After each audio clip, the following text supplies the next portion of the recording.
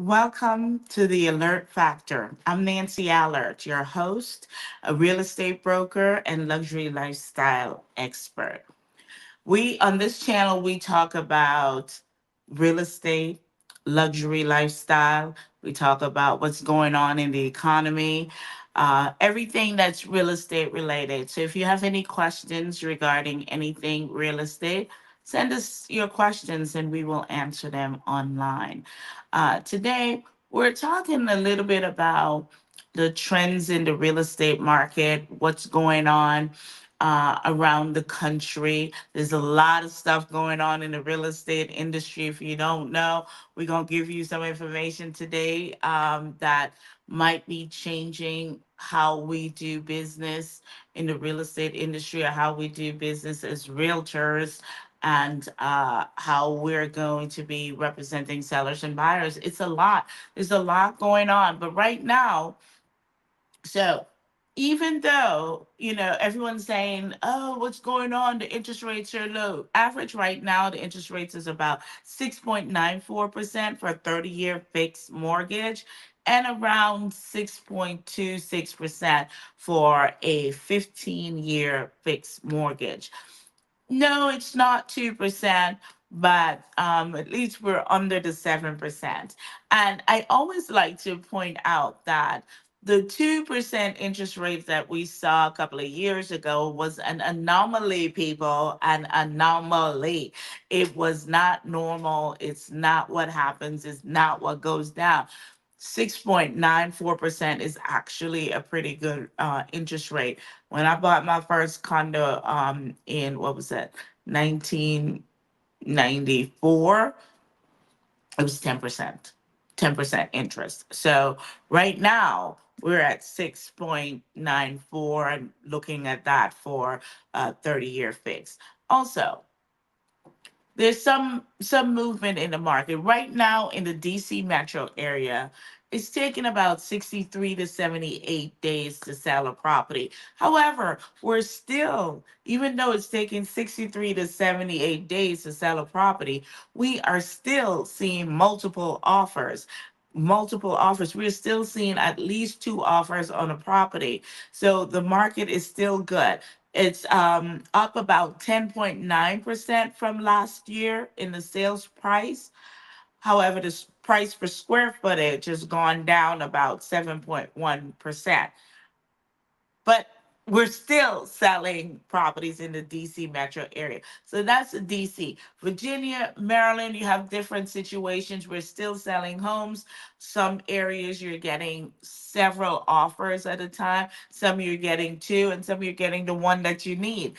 So the homes are being sold. But today we're going to be talking about what's going on in the trend in the market, real estate market, what is trending, and what is going on with the billion dollar billion dollar commission lawsuit that is out there. It's around the country, several lawsuits regarding the real estate commission and who should pay what. So I am curious to hear what my next guest has to say about where we are with this and how we're going to be moving and what she thinks is going to, how it's going to affect the real estate industry in the future. How is it going to how is it going to affect buyer brokerage? So all of that. Without any further ado, we're going to bring to the stage Miss Karina Taylor Brown. How are you, Karina? Good, good, thank you.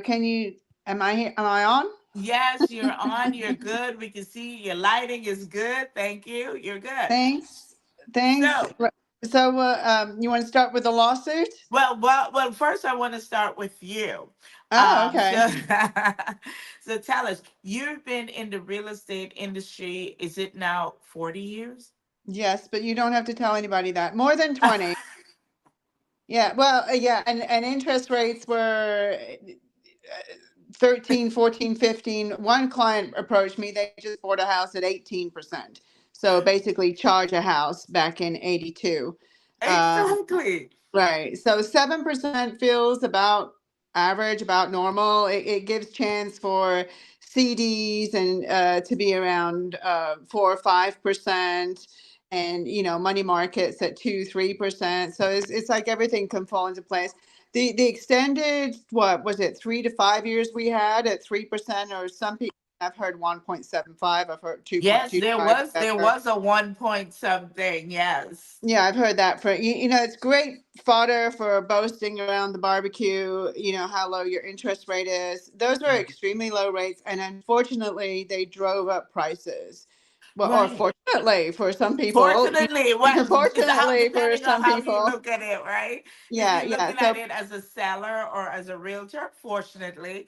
If you're looking at it fortunately. as a buyer, unfortunately. Unfortunately, but it really, really drove up prices very, very high, and prices have stayed high. So when the interest rates went to 6, 7%, we just have a dearth of inventory. There's not enough homes.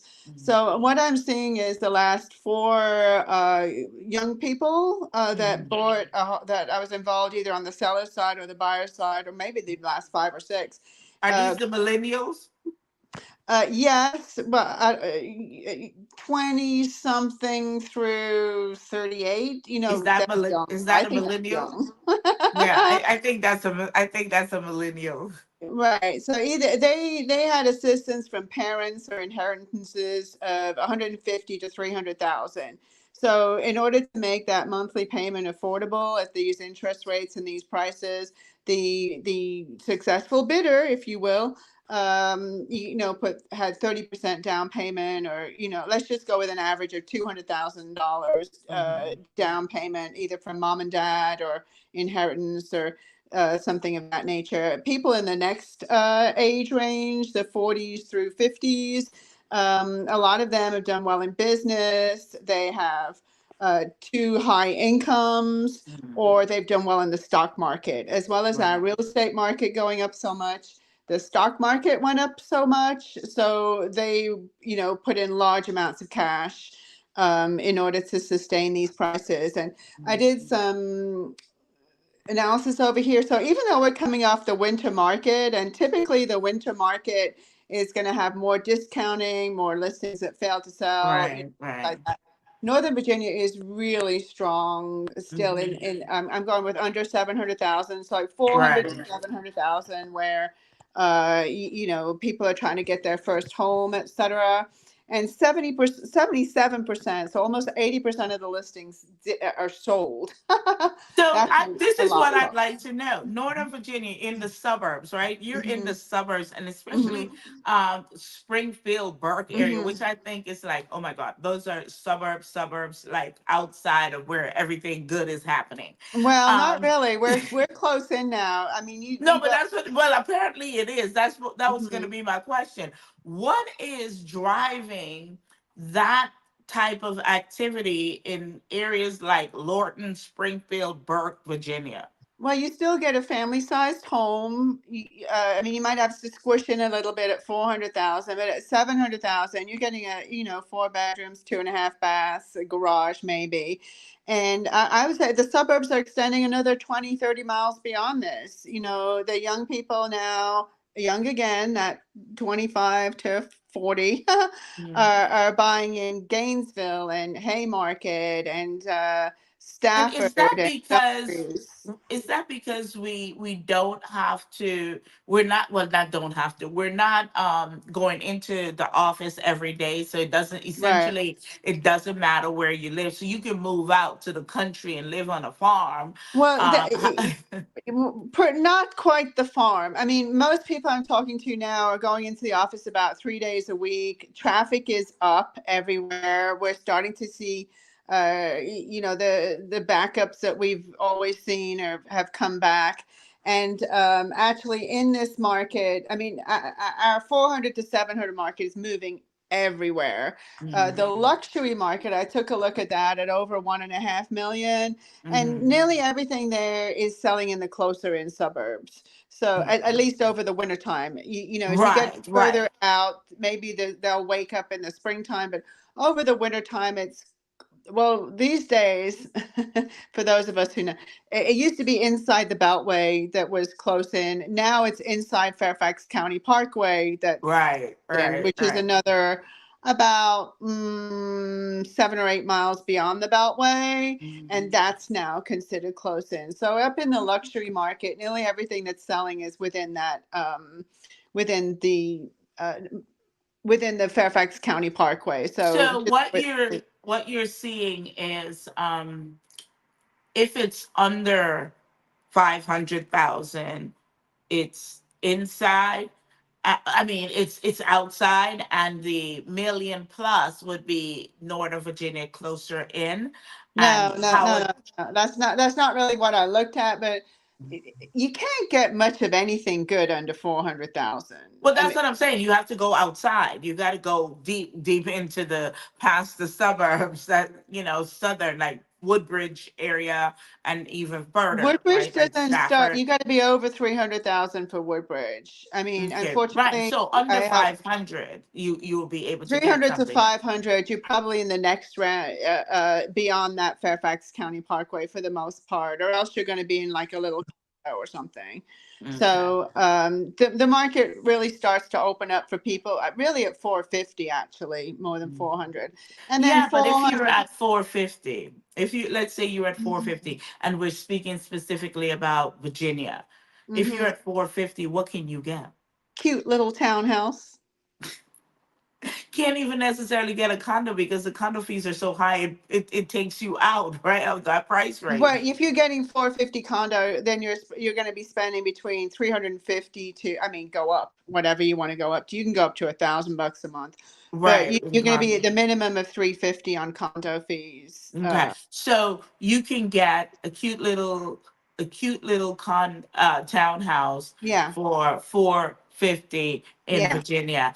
But yeah. so then now let's cross the river, shall we? Let's cross Okay. the river. I know a lot of people don't like to cross the river, but let's cross the river over to Maryland, right? Oh, So I we're don't in know much Maryland. about Maryland, I have But to be no, so honest. we'll talk about Maryland. So you Okay. cross the river over to Maryland. And I always say, dare to compare.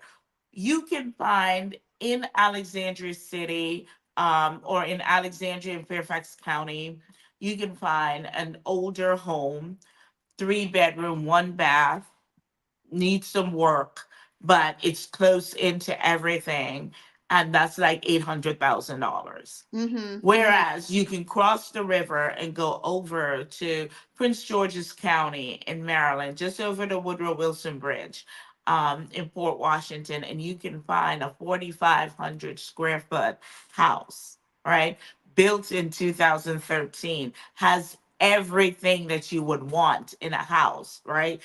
Water, central water system, hardwood floors everywhere, fireplace, 2-car garage, brick front, under 740. Yeah, no, don't come to me with that. Mm-mm. No, we can't do that. Mm-mm. You can't do that in Virginia, but that's what I'm saying. So what stops you from saying, okay, I want a huge house, I want a 4,500 square foot house, finished bottom, top to bottom. Why would I buy a $800,000 3 bedroom, 1 bath Rambler versus a 3 level colonial 4,500 square foot 6 bedroom, 4.5 bath? What are we doing? What? Well, for different strokes for different folks. So it's about what, how you, the neighborhoods, and That's the things. suburbs too, and it's in a great neighborhood, Tantalion on the Potomac. That's your listing. Go get Nancy's listing, everybody. It's a good one. Yes, I'm Uh, saying, come buy this house. It's absolutely beautiful. It's in Tantalion on the Potomac. It's minutes to National Harbor, minutes to MGM, minutes to DC, minutes to Old Town, and it is absolutely gorgeous. So why would I cross the river on the other side and go to Virginia and pay 800,000 for a 3 bedroom, 1 bath, well, but yeah, my one last bedroom? listing in the Alexandria City was 750. We got three offers, not at the same time, so we had to pick whatever. And 2 bedrooms plus a bedroom in the basement if And you seven want to use fifty. it.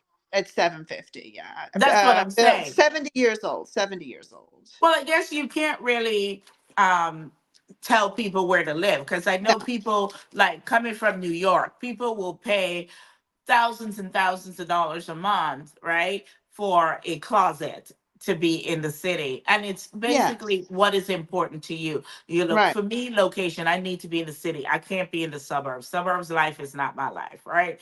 City life is my life. I like to be in the city where everything is going on. So, but for those individuals that are saying, I'm moving to the DC metro area from somewhere else, right? I'm moving to the DC metro area and I want more house for my money, I would say all day long, check out Maryland, whether it's Prince George's County, Montgomery County, but you will get better pricing in Prince George's, Howard, and Charles County, Maryland, than Montgomery Yeah. County.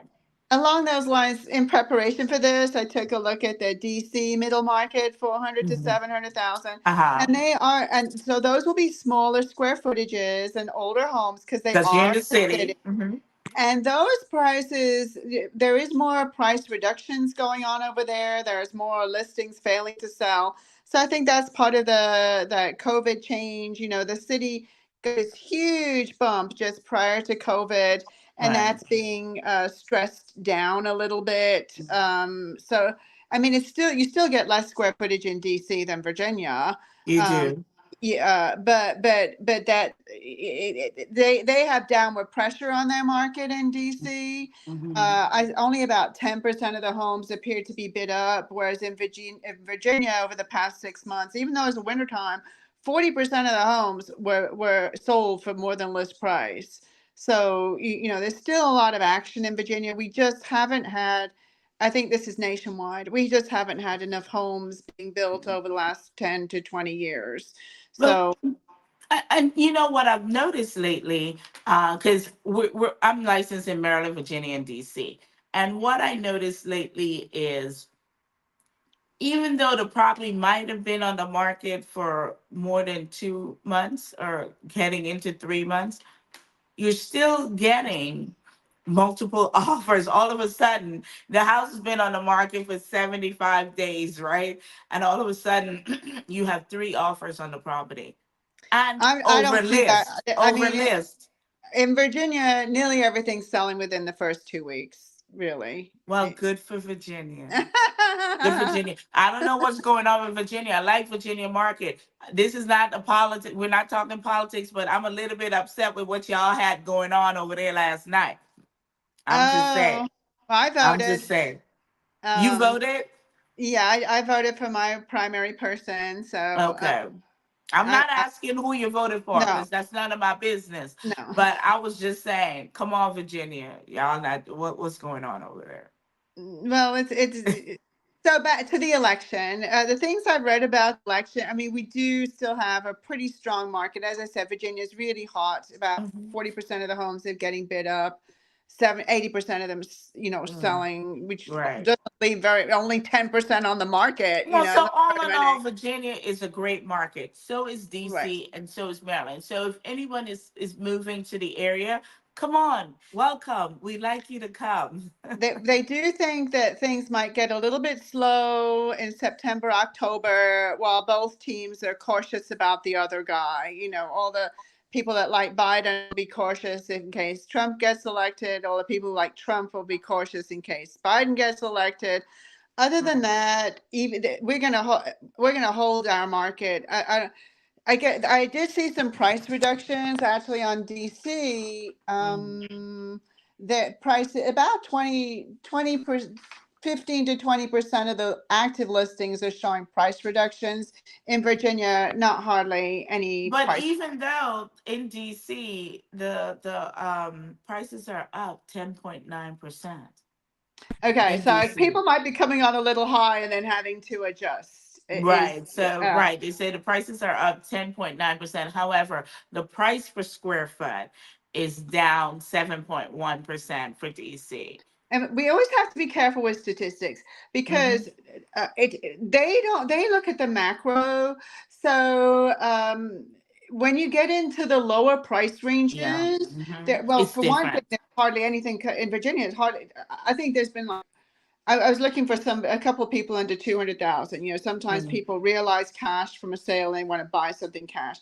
You're talking like nothing available 200,000. So what that means is that there's none of those very low priced listings to put into the mix of what's the average price. Exactly. So if more things are selling that are higher priced, it's going to drive up the average. That doesn't mean that the properties have gone up in price. It just means that there's nothing cheap for sale.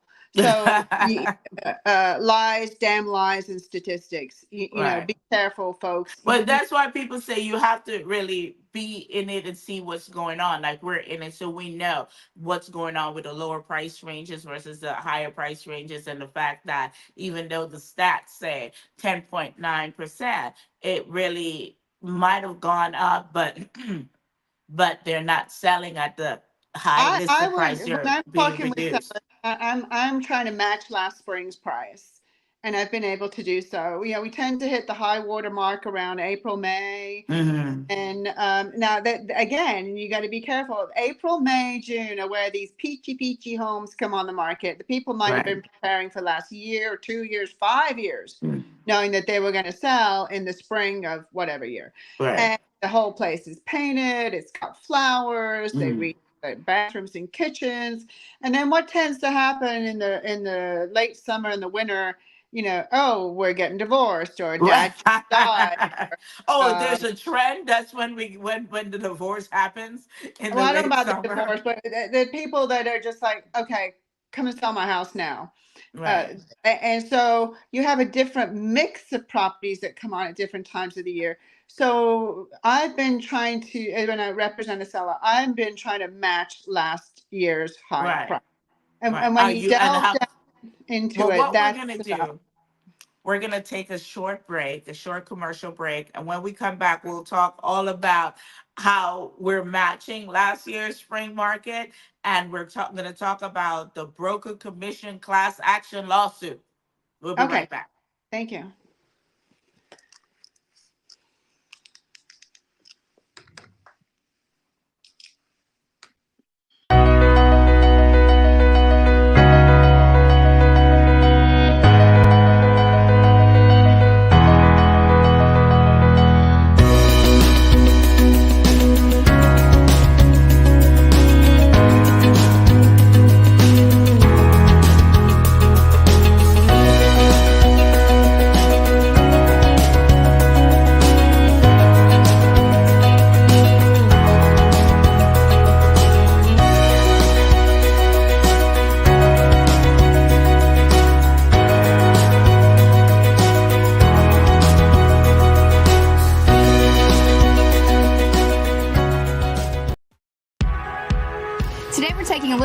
On the west end of St. Croix, visiting a seaside restaurant called the Beachside Cafe here at Sandcastles on the Beach. The atmosphere is just wonderful. You just feel very welcome when you're here. Hi!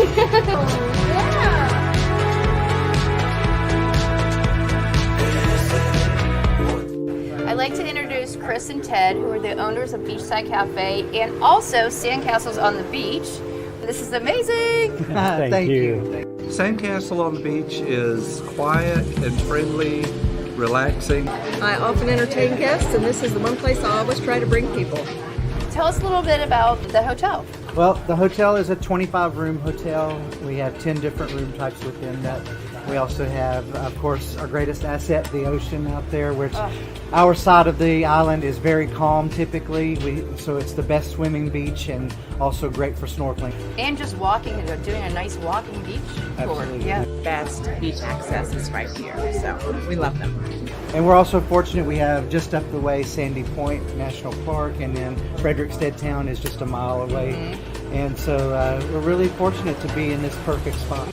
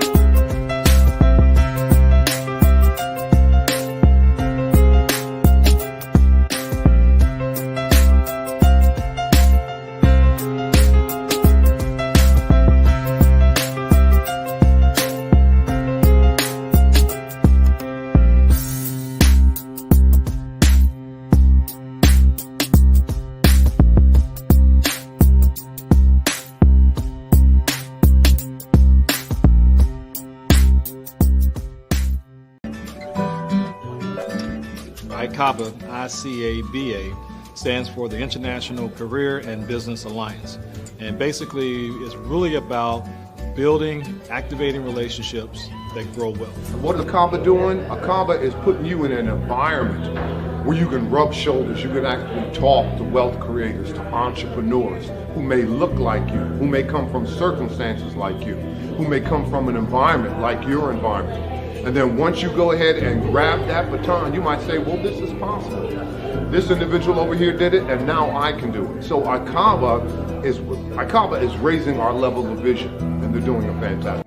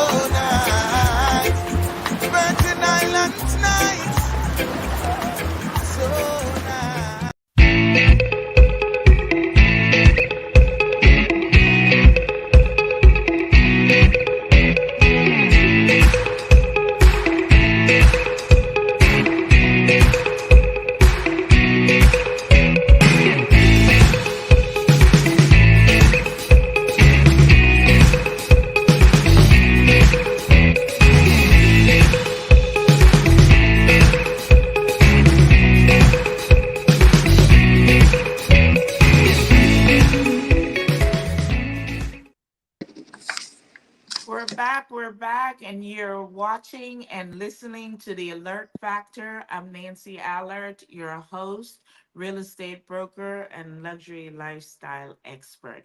We're here today. Our guest is Mrs. Karina Taylor Brown, real estate broker in Virginia and DC. Welcome back. Hi, I'm here again. All right. So when we left off, we're talking about being mindful of the statistics, knowing that, which is what I always say, they don't really know what they're talking about half the time. Speak to someone who's actually in it, that's doing it. You want to get the stats, speak to a knowledge broker, speak to a realtor that understands, like you, because one of the things I love about you, Karina, you get into the weeds of it. Thank you. You get into the weeds of the what type of rock is going to be, the size of the rock that's going to be, and on the front yard that's going to flow the water, and that, I mean, I guess it's the engineer in you, right? Right. There's a lot of details involved, and every transaction is different, and that's why I like my job. That yeah, that's Yeah, you it's like a doing, you challenging like time. getting into We that. do have a very thin market. There's actually less transactions going on now than have gone on for a long, long time. Right. The board is losing realtors. So do you think the board is losing realtors because of all of the changes, right? Because Oh, the average realtor age is about 55, yeah. excuse me, 55, 56 is the average realtor.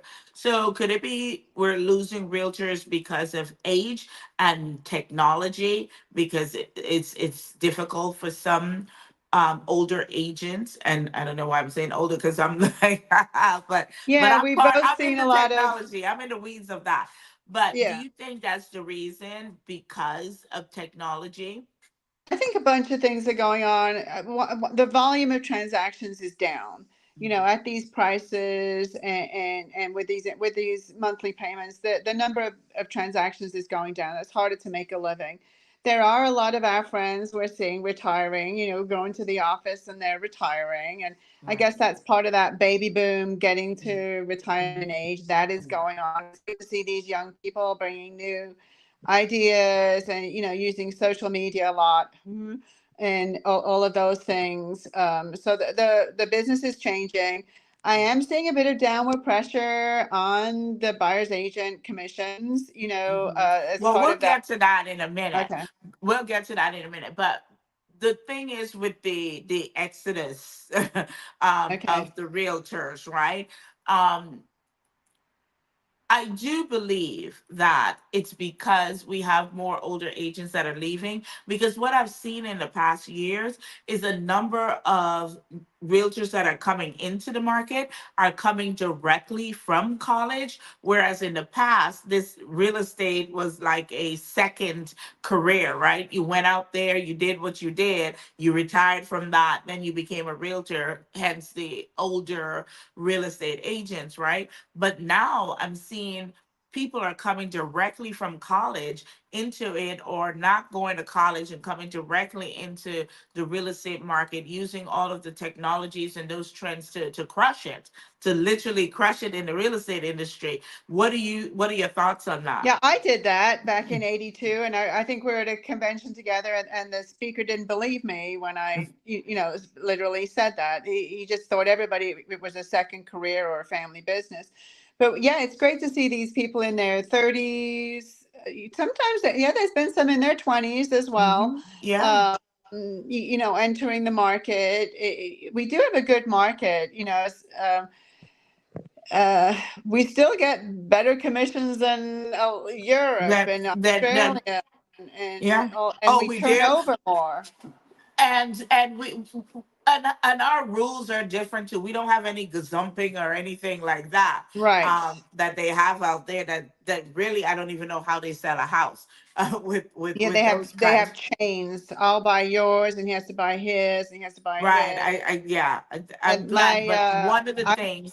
Go ahead. I'm from England. They only in my hometown. They only reprinted the phone book back when they printed phone books. They only reprinted it every 20 years because people stayed in their homes for 30 to 60 years. Which is And what I find fascinating, because how does a realtor, that really has to be like a second part-time job for a real estate agent, right? Because if nobody's moving, how are you making money?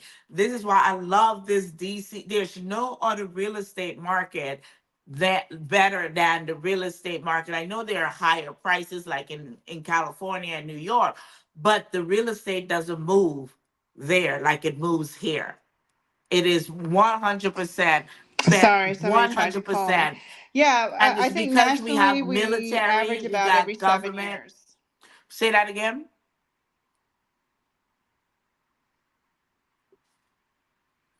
Well, what I was saying was, because we're such a transient area, we have the government, we have military, we have all these huge tech companies or whatever, constantly moving people in and out. That's why our market moves like it moves. So we don't have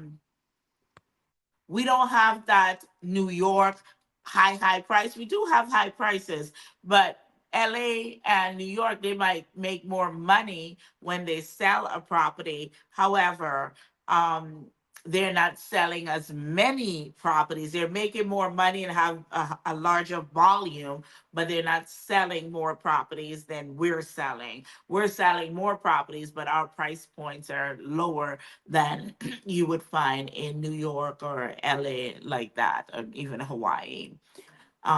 Yeah, so we're gonna move on to, what are your thoughts about this broker commission class action lawsuit? It's been top of mind since October of 2023, when I think it's the Seltzer Burnett case, where I think they got like almost $2 million. They're suing regarding the buyer broker commission. When I became a realtor in 1996, because that's when buyer brokerage came about. That's Well, I when think it's around 87, 89. no, 90s. It was in the Oh, 90s was when it? buyer brokerage came about. And I said, Nancy Alert, I said, buyer agent, we're exclusively representing the buyer, but the seller is paying us. Somebody's going to object to this at some point in time. I didn't know it was going to take 28 years, but it took 28 years. And here we are. Now, somebody's objecting. Somebody is saying that the buyer broker is getting paid too much money, and why should the seller pay when the buyer broker is representing the buyer? Where do you see this going? I mean, well, Well, lawsuits have been won. we've both been selling a long time. I did lose a client back in late 80s, actually. The brokerage I was with said, no, we're seller brokerage only. We're not going to do any brokerage. And I was representing one of the big 8 accounting firms, bringing their clients here. And when I had to turn to this upper executive and say, well, I'm going to show you some houses and all that. And then when we get to the contract, the guy, bam, I was gone. And lost a huge account that way. So that was, like you said, a long, long time ago. So for those of us who've been conscious of doing our paperwork, of disclosing whom we represent at the first material discussion of real estate, which has been the Virginia law since that 90 plus or minus time frame, we have had an obligation to discuss whom we represent at the beginning of the transaction, and then later on to go on and bring out the buyer broker agreement. This is how I'm going to work. This is how it works. I was very surprised in my Facebook feed. I guess this relatively successful or very successful person typed up on a Facebook chat, I've never had anybody sign a buyer broker agreement. I think, well, how? What And hence the doing? issue. Hence the issue, because that is part of the situation. When you go and hire an attorney, you sign a letter, you sign an engagement, right? Agreement, letter, whatever. You give them a retainer and you're on your way. So, and you know what you expect, what they're supposed to do. They know what their marching orders are, and you know what yours are. So if you're representing a buyer and you're not having them sign any agreement, how do they know what to expect from you, right? And how do you know what to expect from them? And also, because you're running around not having a buyer agreement signed, you're one of the ones that are saying to the buyers, I work for free. You're telling the buyers, I work for free, which really you don't. And you should stop that. Stop it. It is stupid. It's irresponsible. It's unprofessional. I've had some people say, oh, I don't want to sign anything. I said, well, you got to get used to signing things if you want to buy real estate. This is the first 4 or 5 pages. Get ready. There's going to be another 23 pages and then another 7 pages and then another 15 pages. If you can't get used to signing this right now, how are you going to buy a property? So I took one of our old MBAR forms and altered it a little bit to actually ask the buyer for their ID. You can see my real estate license. You can see my ID. How can we take a buyer into somebody's home without verifying who they are, that they have the funds available to buy that home if they want to? I think it's unconscionable, really. I never used to do that, but my first year in real estate, my very first year in real estate, we had this guy came to buy the property, and he was just so arrogant and whatever, but he's going on like he's got all this money and all this stuff and whatever. And not until his EMD bounced that we realized that his name wasn't even what he said. He wasn't that person. He's like, I have all this money, and your EMD bounced on a $60,000 condo off of Leesburg Pike in Tyson's Corner. And I'm like, from that point on, I asked to see identification. You know who I am. I'm at a disadvantage. I don't know who you are.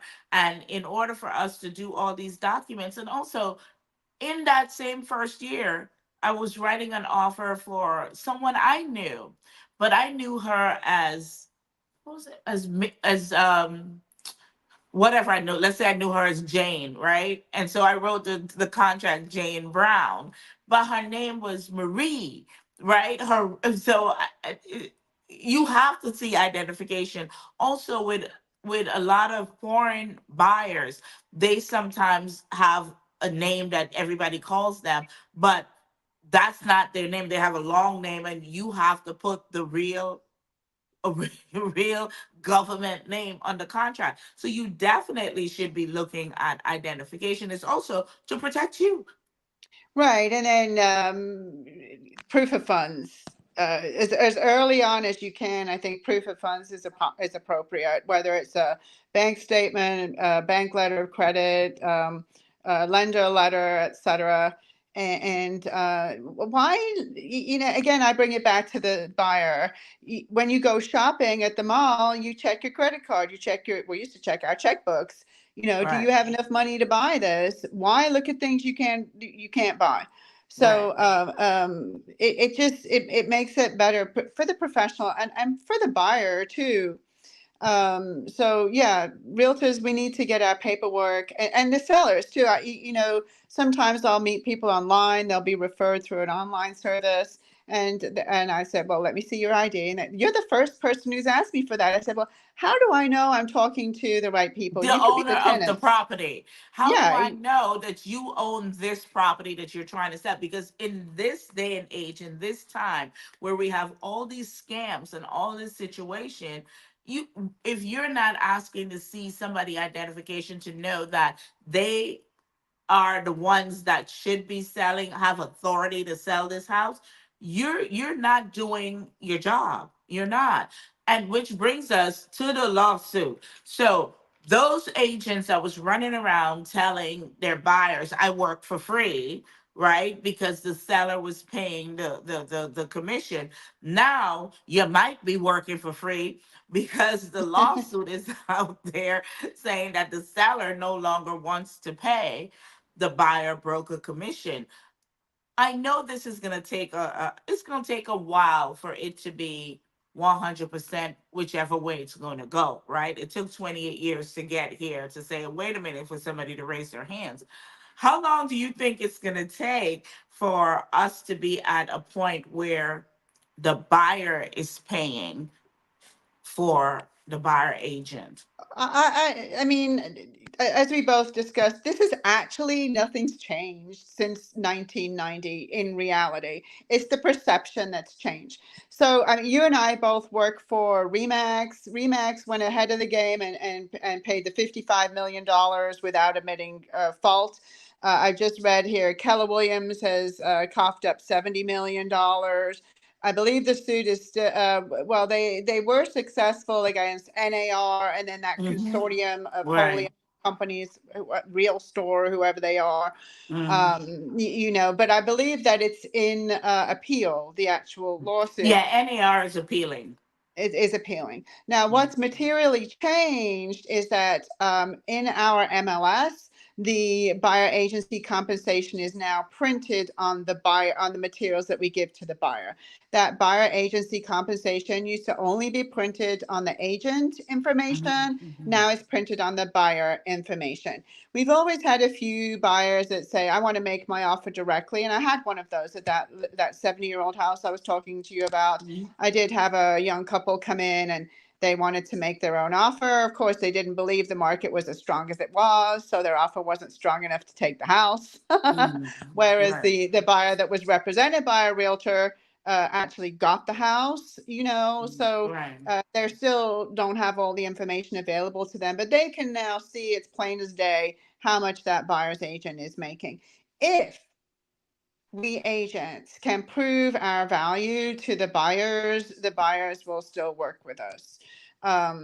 Some our buyers are going to feel empowered. I mean, the internet does make them feel very empowered to work without an agent, so whatever. Right, because they get everything, you have the AI and the this, and you get all the things. But what I say to everyone, and these are facts, these are facts. It doesn't matter how many artificial intelligence or whatever you have out there. Real estate is a people business. It's a touch business. So yes, some people, the engineer brains, may say, I'm just looking at the numbers. I don't need this. I don't need that. Whereas they don't know when you're going directly, it's like a buyer going directly to a new home site and buying the home without a realtor involved. The commission is already in the price, the new construction price. And they don't reduce it because you're not coming with a broker. And no, you're not negotiating because you're the buyer, you're just doing whatever. And the builder's contract is created to protect the builder. So when you go to the builder and you think you're getting, you're not. You're not. You need someone to protect you. And people, you do need a home inspection on a new home. My client bought a new condo, and when we did the home inspection and turned the washing machine on, there was water going in the walls. They didn't connect the pipes together. And Yeah. they didn't connect the pipes together. Water was going in the walls. And had we not done that at that time, it would have been after the fact when my client moved in. And whose responsibility would that have been now? The client. Yeah, we pre-inspection. One of the new homes. Well, there's often a punch list. The home inspector often gives the builder a punch list, but one of them, the beam above the window was cracked, so that we were able to say, let's get a new beam. They did that. Mhm. Another one, the overflow valve from the bathtub wasn't Mhm. connected, so if you Right. would have filled up the bathtub, you would have created a puddle in the basement. Right. Right. Right. So it's So you need doing it yourself online does not get you those protection. These things that we're talking about that you can't see, that you don't know, but if you have your professional with you, will represent you. Here's what my thing is. I've been a realtor for 28 years, and for 27 years I've had buyers sign the buyer agreement. If you're not willing to sign it, you can go find a realtor that don't need you to sign it. I need you to know what I expect from you, and right. I need you to know what I am going to be providing to you. And I've always said, because this is true, I've always said to the buyer, the commission is your bill. It is your bill. However, more often than not, the seller pays all or part of your bill. Whichever portion of your bill that the seller does not cover, you're responsible for it. You look at all of my buyer agreements, that's what it says, initial here. So I have never worried about what the commission is, because I knew what my was, and I knew that that's what I was getting paid because I explained it to the buyer. And when I'm working with a seller, I explain to them what it is. So those individuals that clearly just says my commission is what's listed in the MLS, those are the ones that are going to be crying right now, because what if zero is listed in the MLS? Right. Well, I think it's an abuse, but it is allowed now, and it's been allowed for a long time. It's just been more expressly out there that it's allowed. Zero. I think I saw zero once or twice in commercial listings prior to Well, I see this that in lawsuit. commercial listings all the time, and I accept that for I commercial mean, listings. yeah, I and do. using the MLS, Oh, you know, when they're so, using the MLS, I'm like, mm, no. If you're using the really. MLS, you need to put something in there. But it was allowed, and now it's expressly allowed. Mm. And it's a seller's market. I mean, particularly in Virginia, it's a seller's market. So you're going to see a downward amount being offered to the buyer's Yeah. agent in a seller's market. Well, do you think that, because it's like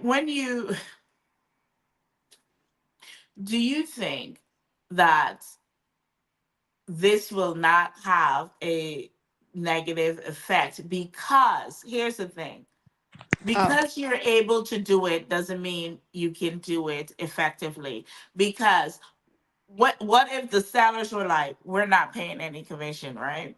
And the well, buyers are like, wait, the buyers are like, we want to be represented, so we're only buying houses, right, where we can be represented. Because it's going to be a problem. It's going to be a problem. Now it's well, almost like you're going to have exclusive listings because the, only the, the listing agent is selling it. The other thing I look at, the first house I bought for 99,000. It's now going for about that neighborhood is going for about 650,000. Mm, Over that time frame from the early 80s till now. So that's 6x, mm, 6x or more. Over that time frame, wages have gone up about 3x. So if we continue to get the same rate commission, we're actually getting a huge increase in salary for the work that we do. You know, when late 70s, early 80s, properties cost $100,000. So, you know, it wasn't a whole lot of money going to the realtor or to sell the Wait a home. minute, did I just hear you say we're getting a huge increase for the work we do? Yeah. Well, I'm gonna have to disagree with you on that. Because I'm Well, gonna have to disagree with you on that because I think if we need prices a have gone up raise. 6x and the commission stays the same percentage and Yeah, wages have but gone what we 3x, do we've doubled went our up. salary. What we do went up 10x. Because There you go. think You heard about it from it. Nancy. She works. It's um, and people are more empowered with a computer. I think we're going to see some downward pressure on commissions. In your life, not Yeah. mine. Because I think that what we do now to get our clients a property, if you're representing buyers, is significantly more than what you did in the 80s. Well, maybe so then that falls back So to the therefore, buyer what I'm agent. getting paid is in Yeah. line. Yeah, so the buyer agent needs to do a better job of getting their buyer agency agreement signed, because remember that couple that tried to offer without a buyer agency did not get the house.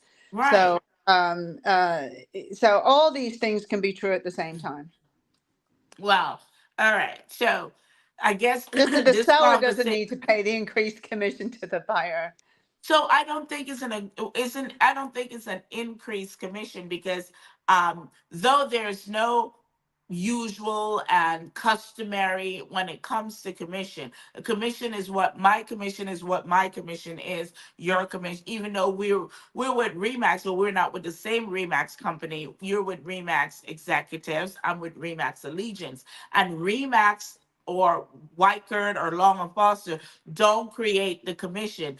Each individual agent Well, decide what their fee is going to be, and that that's that what is it. true for Remax, but you know, I've worked for small brokerages, or even a long time ago, Mhm. and they can set their brokerage commissions. If you remember, slow time in the past, and one of our local wholly owned companies increased the commission for condos, etc. Right. Remember? And but that's what I'm saying. Each people make their own decisions. So I Right. don't think from in the 80s the number was the same what people were asking. It's just that you're getting paid more now because the prices are higher. That's what it is. It's not that More it and was relatively increased. more compared to earnings. It's just But what I'm saying is the what we have to pay for to live and to market and to do our advertising and all of that, it's a lot more. So I'm gonna agree to disagree on that. okay. That we are being paid. I still think we're being paid less than we should be paid because you know what we do, Corinna. You know, and not every client, but 90% of them, you are working yourself into a little Well, nervous breakdown. that's true. And I have had, back to that earlier discussion of people on second careers. I've worked around some retired government people, and they're like, my gosh, you're working so hard. It's like, people are paying me a lot of money. You know, I expect to work hard. It's not a free ride. No, I don't mind working hard, but I also mind not getting paid for the hard work I'm doing. So Right. this conversation can't be handled in an hour. It cannot be handled in an hour. We're gonna have to do a part 2 or whatever once all the lawsuits are in. Thank you so very much, Okay. Corinna, for visiting with us today. And you have been watching and listening to the Alert Factor. I'm Nancy Allert, your host, real estate broker, and luxury lifestyle expert. We will see you next time on the Alert Factor.